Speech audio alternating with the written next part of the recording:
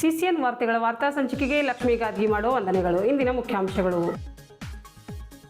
ಕೇಂದ್ರ ಬಜೆಟ್ ಮಂಡನೆ, ವಿದೇಶಿ ಬಂಡವಾಳ ಹೂಡಿಕೆ ಕಂಪನಿಗಳಿಗೆ ತೆರಿಗೆಯಿಂದ ಮುಕ್ತ, ವಿತ್ತ ಸಚಿವೆ ನಿರ್ಮಲಾ ಸೀತಾರಾಮನ್. ಗಾಯಾಳುಗಳ ಭೇಟಿ, ಚಿಕಿತ್ಸಾ ವೆಚ್ಚ ಸರ್ಕಾರ ಭರಿಸುತ್ತದೆ, ಆರೋಗ್ಯ ವಿಚಾರಿಸಿ ವೈಯಕ್ತಿಕ ಸಹಾಯಧನ ನೀಡಿದ ಸಚಿವ ಖಂಡ್ರೆ.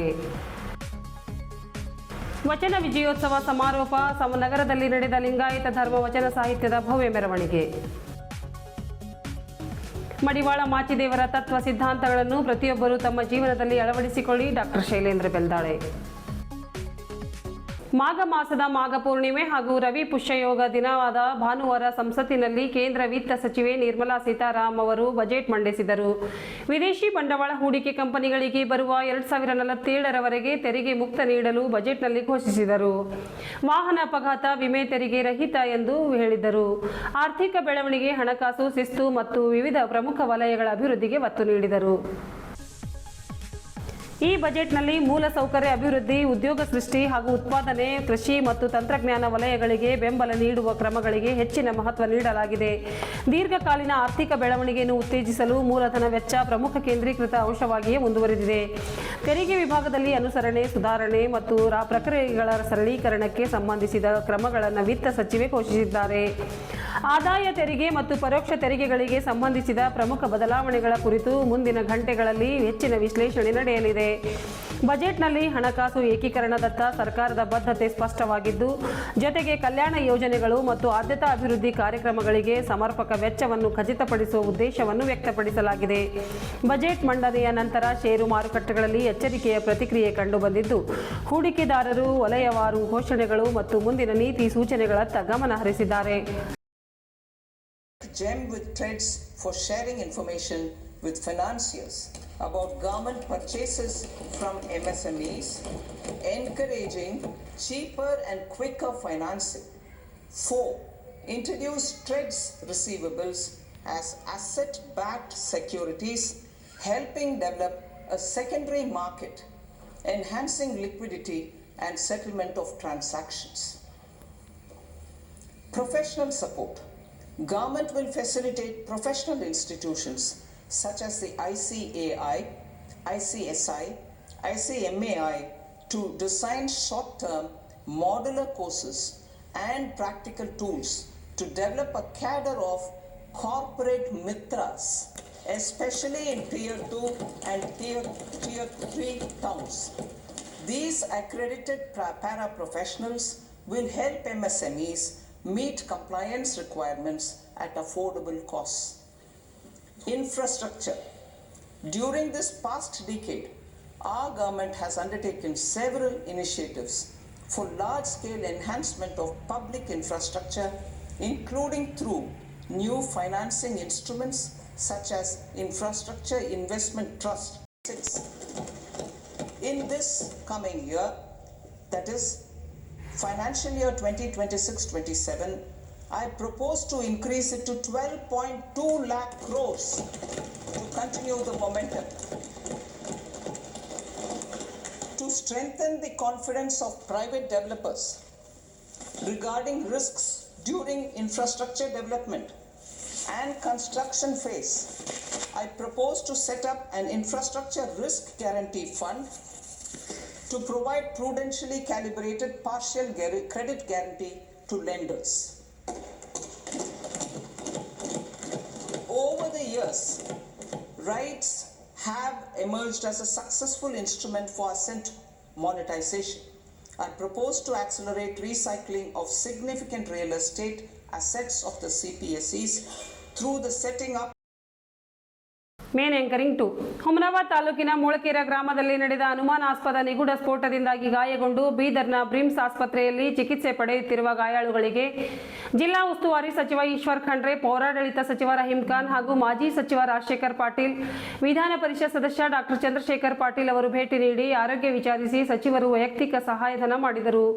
ಯಾವುದೇ ಆತಂಕ ಪಡಬೇಡಿ ಎಂದು ಕುಟುಂಬಸ್ಥರಿಗೆ ಸಚಿವ ಈಶ್ವರ್ ಖಂಡ್ರೆ ಸಾಂತ್ವನ ಹೇಳಿದರು. ಮಾಧ್ಯಮ ಪ್ರತಿನಿಧಿಗಳೊಂದಿಗೆ ಸಚಿವ ಈಶ್ವರ್ ಖಂಡ್ರೆ ಅವರು ಮಾತನಾಡಿ ಮೊಳಕೇರಾದಲ್ಲಿ ಸ್ಫೋಟ ಆಗಿದ್ದು ಬಹಳ ನೋವಿನ ಸಂಗತಿಯಾಗಿದೆ ಎಂದರು. 4 ಜನ ಮಕ್ಕಳು, 2 ವಯಸ್ಕರಿಗೆ ಗಾಯಗಳಾಗಿವೆ. ಉತ್ತಮ ಚಿಕಿತ್ಸೆ ನೀಡುವಂತೆ ವೈದ್ಯರಿಗೆ ಸೂಚಿಸಿದ್ದೇನೆ ಎಂದರು. ಗಾಯಾಳುಗಳ ಚಿಕಿತ್ಸಾ ವೆಚ್ಚವನ್ನು ಸರ್ಕಾರವೇ ಭರಿಸುತ್ತದೆ ಎಂದ ಅವರು ಘಟನೆಯ ಬಗ್ಗೆ ಪೊಲೀಸರು ಆಳವಾಗಿ ತನಿಖೆ ನಡೆಸುತ್ತಿದ್ದಾರೆ ಎಂದು ತಿಳಿಸಿದರು. ಸರ್ಕಾರ ಈ ಘಟನೆಯನ್ನು ಗಂಭೀರವಾಗಿ ಪರಿಗಣಿಸಿದೆ. ಮುಖ್ಯಮಂತ್ರಿಗಳಿಗೆ ಘಟನೆಯ ಬಗ್ಗೆ ಮನವರಿಕೆ ಮಾಡಿಕೊಟ್ಟಿದ್ದೇನೆ. ಘಟನೆಗೆ ಕಾರಣವೇನು, ಇದರ ಹಿಂದೆ ಯಾರಿದ್ದಾರೆ, ಅಧಿಕಾರಿಗಳ ನಿರ್ಲಕ್ಷ್ಯ ವಹಿಸಿದರೆ ಕ್ರಮ ಕೈಗೊಳ್ಳಲಾಗುತ್ತದೆ ಎಂದರು. ಘಟನೆಗೆ ಸಂಬಂಧಿಸಿದಂತೆ ಆರೋಪಿಗಳನ್ನು ಈಗಾಗಲೇ ಪೊಲೀಸರು ವಶಕ್ಕೆ ಪಡೆದಿದ್ದಾರೆ. ಅಪರಾಧ ಪ್ರಕರಣಕ್ಕೆ ಇರುವುದರಿಂದ ಏನು ಹೇಳುವುದಕ್ಕೆ ಬರುವುದಿಲ್ಲ. ತನಿಖಾ ವರದಿ ಬಂದ ಮೇಲೆ ಎಲ್ಲವನ್ನು ತಿಳಿಸಲಾಗುವುದು ಎಂದು ಸಚಿವ ಈಶ್ವರ್ ಖಂಡ್ರೆ ತಿಳಿಸಿದರು. ಗಾಯಾಳುಗಳ ಆರೋಗ್ಯ ವಿಚಾರಣೆಗೂ ಮುನ್ನ ಕೆಲ ಸಮಯ ಲಿಫ್ಟ್ನಲ್ಲಿ ಖಂಡ್ರೆ ಸಿಲುಕಿದ್ದರು. ಇವತ್ತು ನಿನ್ನೆ ಏನು ಬೀದರ್ ಜಿಲ್ಲೆ ಹುಮನಾಬಾದ್ ತಾಲೂಕಿನ ಮೊಳಕೇರಾದಲ್ಲಿ ಏನು ಸ್ಫೋಟ ಆಗಿದೆ, ಅದರಿಂದ 4 ಮಕ್ಕಳಿಗೆ ಇವತ್ತು ಸುಟ್ಟಿನ ಗಾಯಗಳಾಗಿದ್ದಾವೆ. 2 ಸ್ವಲ್ಪ ಹಿರಿಯರು, ಇವತ್ತು ಅವರಿಗೂ ತೀವ್ರ ಗಾಯಗಳಾಗಿದ್ದಾವೆ. ಅವರೆಲ್ಲರಿಗೆ ಚಿಕಿತ್ಸೆ ಕೊಡಲಾಗ್ತಾ ಇದೆ. ಜಿಲ್ಲಾಡಳಿತ ನಿಗಾ ಇಕ್ಕಿದೆ. ನಾನು, ರಹೀಂ ಖಾನ್ ಅವರು, ರಾಜಶೇಖರ್ ಪಾಟೀಲ್ ಅವರು ಇವತ್ತು ಇಲ್ಲಿಗೆ ಬಂದು ಆ ಗಾಯಾಳುಗಳಿಗೆ ಭೇಟಿಯಾಗಿದ್ದೇವೆ. ವೈದ್ಯರಿಗೆ ಇವತ್ತು ಸೂಚನೆ ಕೊಟ್ಟಿದ್ದೇವೆ. ಎಲ್ಲ ರೀತಿ ಏನೇನು ಉತ್ತಮವಾದಂಥ ಅವರಿಗೆ ಚಿಕಿತ್ಸೆ ಕೊಡಬೇಕು ಅಂತೇಳಿ ಹೇಳಿದ್ದೇವೆ. ಜಿಲ್ಲಾಧಿಕಾರಿಯವರು, ಮುಖ್ಯ ಕಾರ್ಯನಿರ್ವಾಹಕಾಧಿಕಾರಿ, ಪೊಲೀಸ್ ವರಿಷ್ಠಾಧಿಕಾರಿ ಇವರೆಲ್ಲರೂ ಇವತ್ತು ಈ ಒಂದು ಘಟನೆ ಬಗ್ಗೆ ಪೂರ್ಣ ಪ್ರಮಾಣದಲ್ಲಿ ಇವತ್ತು ಅದರ ತನಿಖೆ ಮಾಡುವಂಥದ್ದರ ಬಗ್ಗೆ ಮತ್ತು ಯಾಕೆ ಆಗಿದೆ, ಏನಾಗಿದೆ, ಇದರ ಹಿನ್ನೆಲೆ ಏನಿದೆ ಅನ್ನುವಂಥದ್ರ ಬಗ್ಗೆ ಇವತ್ತು ಅವರು ತನಿಖೆ ಮಾಡ್ತಾ ಇದ್ದಾರೆ. ಸರ್ಕಾರ ಇದನ್ನು ಅತ್ಯಂತ ಗಂಭೀರತೆಯಿಂದ ಪರಿಗಣನೆ ಮಾಡಿದೆ. ಈ ಹಿಂದೆ ಕೇಳಿ ಪೂರ್ತಿ ನಿನ್ನೆ ಮಾನ್ಯ ಮುಖ್ಯಮಂತ್ರಿಗಳಿಗೆ ನಾನು ಭೇಟಿಯಾಗಿದ್ದೇನೆ. ಭೇಟಿಯಾಗಿ ಅವರಿಗೆ ಏನು ವಸ್ತುಸ್ಥಿತಿ ಅಂತ ಇದೆ ಅಂತ ಹೇಳಿ ಅವರಿಗೆ ಮನವರಿಕೆ ಮಾಡಿ ಕೊಟ್ಟಿದ್ದೇನೆ. ಯಾರ್ಯಾರು ಗಾಯಾಳುಗಳಿದ್ದಾರೆ ಅವ್ರ ಸಂಪೂರ್ಣವಾದಂಥ ಚಿಕಿತ್ಸೆ ವೆಚ್ಚ ಸರ್ಕಾರ ಭರಿಸ್ತದೆ. ಮತ್ತು ಈ ಒಂದು ಪ್ರಕರಣದ ಹಿಂದೆ ಯಾರೇ ಇದ್ದರೂ ಮತ್ತು ಇದಕ್ಕೆ ನಿರ್ಲಕ್ಷ್ಯ, ನಮ್ಮ ಅಧಿಕಾರಿಗಳ ನಿರ್ಲಕ್ಷ್ಯ ಇದ್ದರೂ ಸಹಿತ ಕೆಳ ಹಂತದಲ್ಲಿ ಇದರಲ್ಲಿ ಯಾರೇ ಭಾಗಿಯಾಗಿದ್ದರೂ ಪೂರ್ಣ ಪ್ರಮಾಣದಲ್ಲಿ ಭಾಳ ಆಳವಾಗಿ ತನಿಖೆ ನಡೀತದೆ ಮತ್ತು ತನಿಖೆ ಆಧಾರದ ಮೇಲೆ ಕಾನೂನು ರೀತಿಯ ಕ್ರಮನೂ ಆಗ್ತದೆ. ಆ ಗ್ರಾಮಸ್ಥರಾಗಲಿ ಯಾರೂ ಆತಂಕ ಪಡುವಂಥದ್ದು ಅವಶ್ಯಕತೆ ಇಲ್ಲ ಅನ್ನುವಂಥ ಒಂದು ಮಾತನ್ನು ಇಲ್ಲಿ ಹೇಳಿಕೆ ಬಯಸ್ತೇನೆ. ಆರೋಪಿಗಳಿಗೆ ಈಗಾಗಲೇ ದಸ್ತಗಿರಿ ಮಾಡಿದ್ದಾರೆ, ವಿಚಾರಣೆ ಮಾಡ್ತಾ ಇದ್ದಾರೆ. ವಿಚಾರಣೆ ಹಂತದಲ್ಲಿ ನಾವು ಈಗಾಗಲೇ ತನಿಖಾ ಅಧಿಕಾರಿಗಳು ಇವತ್ತಿನ ದಿವಸ ವಿಚಾರಣೆ ಮಾಡುವಂಥವ್ರು, ಅವರು ಮಾಡಿ ವಿಚಾರಣೆ ಆದಮೇಲೆ ಇವತ್ತು ಪಬ್ಲಿಕ್ ಡೊಮೇನಲ್ಲಿ ಮತ್ತು ಮಾಧ್ಯಮದವರಿಗೆ ಕರೆಸಿ ಮಾಹಿತಿಯನ್ನು ಕೊಡ್ತಾರೆ. ಇವೆಲ್ಲ ಅಂಶಗಳ ಬಗ್ಗೆ ಹಿಂದೆ ಏನಾಗಿದೆ, ಯಾವತ್ತಾಗಿದೆ, ಏನೇನು ಇಂಥ ಘಟನೆಗಳಾಗಿದೆಯಾ, ಏನಿಲ್ಲ, ಅವೆಲ್ಲವನ್ನೂ ತನಿಖೆ ಮಾಡಿ ತನಿಖೆಯಲ್ಲಿ ಎಲ್ಲವೂ ಸೇರಿಸಿಕೊಂಡು ವರದಿಯನ್ನು ಕೊಡಲಿಕ್ಕೆ ಸರ್ಕಾರ ಈಗಾಗಲೇ ಸೂಚನೆಯನ್ನು ಕೊಟ್ಟಿದೆ. ಆ ನಿಟ್ಟಿನಲ್ಲಿ ತನಿಖೆ ನಡೀತಾ ಇದೆ. 4 ಜನ ಗಾಯಾಳುಗಳು ಇವತ್ತಿನ ದಿವಸ ಅಪಾಯದಿಂದ ಅವರು ಪಾರಾಗಿದ್ದಾರೆ. 3 ಮಕ್ಕಳಿಗೆ ಸಣ್ಣ ಪುಟ್ಟ ಗಾಯಗಳಾಗಿದ್ದಾವೆ. 1 ಮಗುಗೆ ಈಗ ನಾನು ಗುರುನಾನಕ್ ದೇವ್ ಆಸ್ಪತ್ರೆಗೆ ಹೋಗಿದ್ದೆ, ಆಪರೇಷನ್ ಆಗಿದೆ, ಸ್ವಲ್ಪ ಜಾಸ್ತಿ ಬರ್ನ್ ಇಂಜುರಿ ಆಗಿದೆ. ಆ ಮಗುನೂ ಗುಣಮುಖ ಆಗ್ತಾರೆ ಅನ್ನುವಂಥದ್ದು ನನಗೆ ಭರವಸೆ ಇದೆ. ಮತ್ತು ಒಬ್ಬ ಗಾಯಾಳುಗೆ ಈಗಾಗಲೇ ಶೋಲಾಪುರದಲ್ಲಿ ಅಡ್ಮಿಟ್ ಮಾಡಿದ್ದಾರೆ. ಇನ್ನೊಂದು ಗಾಯಾಳು ಏನಿದ್ದರು ಅವರಿಗೆ ಹೈದರಾಬಾದ್ನಲ್ಲಿ ಅಡ್ಮಿಟ್ ಮಾಡಿದ್ದಾರೆ. ಅವರಿಗೆ ನಾನು ಈಗಾಗಲೇ ಪೊಲೀಸ್ ವರಿಷ್ಠಾಧಿಕಾರಿಗಳು ಹೇಳಿದ್ದೇನೆ ಮತ್ತು ಜಿಲ್ಲಾಧಿಕಾರಿಗಳಿಗೂ ಒಂದು ವರದಿ ಸರ್ಕಾರಕ್ಕೆ ಕಳಿಸಿ ಅಂತೇಳಿ ಹೇಳಿದ್ದೇನೆ. ಅವರಿಗೆ ಸರ್ಕಾರದ ವತಿಯಿಂದ ಇವತ್ತು ಪರಿಹಾರ ಕೊಡುವಂಥದ್ದು, ಇನ್ನಿತರ ವಿಷಯಗಳ ಬಗ್ಗೆ ಚಿಕಿತ್ಸಾ ವೆಚ್ಚ ಭರಿಸುವಂಥ ಒಂದು ರೀತಿಯಲ್ಲಿ ಇವತ್ತು ತೀರ್ಮಾನ ಅಂದರೆ ಮಂಜೂರಿ ಮಾಡುವಂಥದ್ದಕ್ಕೆ ಮಾಡಬೇಕು ಅಂತ ಹೇಳಿದ್ದೇನೆ. ಹೋಪ್ಫುಲಿ ಇವತ್ತು ಅವರಿಬ್ಬರು ಗಾಯಾಳುಗಳೇನಿದ್ದಾರೆ ಸ್ವಲ್ಪ ತೀವ್ರವಾದಂಥ ಗಾಯ ಅವರಿಗೆ ಆಗಿದೆ.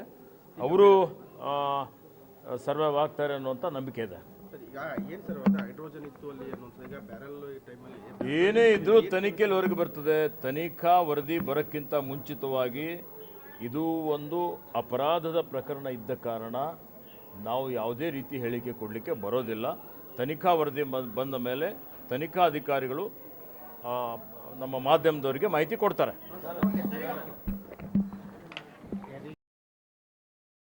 ಬಸವ ಸೇವಾ ಪ್ರತಿಷ್ಠಾನದಿಂದ ಕಳೆದ 3 ದಿವಸಗಳಿಂದ ಸುಕ್ಷೇತ್ರ ಪಾಪ್ನಾಸ್ ದೇವಸ್ಥಾನ ಹಿಂಭಾಗದಲ್ಲಿರುವ ಪವಿತ್ರ ಸ್ಥಳ ಬಸವಗಿರಿಯಲ್ಲಿ ಅರ್ಥಪೂರ್ಣವಾಗಿ ನಡೆದಿರುವ ವಚನ ವಿಜಯೋತ್ಸವ ಸಮಾರೋಪ ಸಮಾರಂಭದ ಪ್ರಯುಕ್ತ ನಗರದ ಲಿಂಗಾಯತ ಧರ್ಮದ ವಚನ ಸಾಹಿತ್ಯದ ಭವ್ಯ ಮೆರವಣಿಗೆಯು ಭಾನುವಾರ ನಡೆಯಿತು. ಬೀದರ್ ನಗರದ ಕೇಂದ್ರವಾಗಿರುವ ಇಲ್ಲಿಯ ಬಸವೇಶ್ವರ ವೃತ್ತದಲ್ಲಿ ಜಿಲ್ಲಾಧಿಕಾರಿಗಳಾದ ಶಿಲ್ಪಾ ಶರ್ಮಾ ಅವರು ವಚನ ಓದುವ ಮುಖಾಂತರ ಮೆರವಣಿಗೆಗೆ ಚಾಲನೆ ನೀಡಿದರು.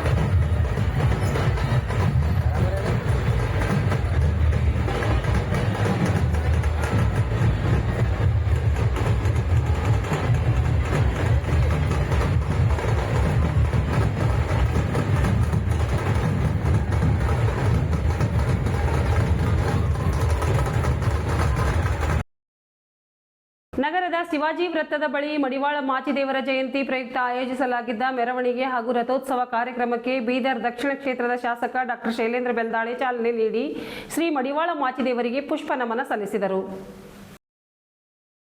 ಶಾಸಕ ಡಾಕ್ಟರ್ ಶೈಲೇಂದ್ರ ಬೆಲ್ದಾಳೆ ಅವರು ಮಾತನಾಡಿ 12ನೇ ಶತಮಾನದಲ್ಲಿ ಅನೇಕ ವಚನಗಳ ಮೂಲಕ ಸಮಾಜದಲ್ಲಿನ ಅಸಮಾನತೆ ಮತ್ತು ಅನ್ಯಾಯಗಳ ವಿರುದ್ಧ ಧ್ವನಿ ಎತ್ತಿ ಸಮಾನತೆ ಹಾಗೂ ಮಾನವೀಯ ಮೌಲ್ಯಗಳಿಗಾಗಿ ಜೀವನವನ್ನೇ ಮುಡುಪಾಗಿಟ್ಟ ಮಡಿವಾಳ ಸಮುದಾಯದ ಮಹಾನ್ ಚೇತನರಾದ ಶ್ರೀ ಮಡಿವಾಳ ಮಾಚಿದೇವರ ತತ್ವ ಸಿದ್ಧಾಂತಗಳನ್ನು ಪ್ರತಿಯೊಬ್ಬರೂ ತಮ್ಮ ಜೀವನದಲ್ಲಿ ಅಳವಡಿಸಿಕೊಳ್ಳಬೇಕೆಂದು ಮನವಿ ಮಾಡಿದರು. ಅವರು ವಚನಗಳು ಇಂದಿಗೂ ಸಮಾಜಕ್ಕೆ ದಾರಿ ತೋರಿಸುವ ದೀಪವಾಗಿವೆ ಎಂದು ಅವರು ಅಭಿಪ್ರಾಯಪಟ್ಟರು. ಕಾರ್ಯಕ್ರಮದಲ್ಲಿ ಸಮಾಜದ ಮುಖಂಡರು, ವಿವಿಧ ಗ್ರಾಮಗಳಿಂದ ಆಗಮಿಸಿದ ಗ್ರಾಮಸ್ಥರು ಹಾಗೂ ಸಾರ್ವಜನಿಕರು ಉಪಸ್ಥಿತರಿದ್ದರು. ಇದರೊಂದಿಗೆ ನಮ್ಮ ಇಂದಿನ ವಾರ್ತಾ ಪ್ರಸಾರ ಮುಕ್ತಾಯವಾಯಿತು. ಮುಂದಿನ ವಾರ್ತೆಗಳೊಂದಿಗೆ ಮತ್ತೆ ಭೇಟಿಯಾಗೋಣ. ವಂದನೆಗಳು.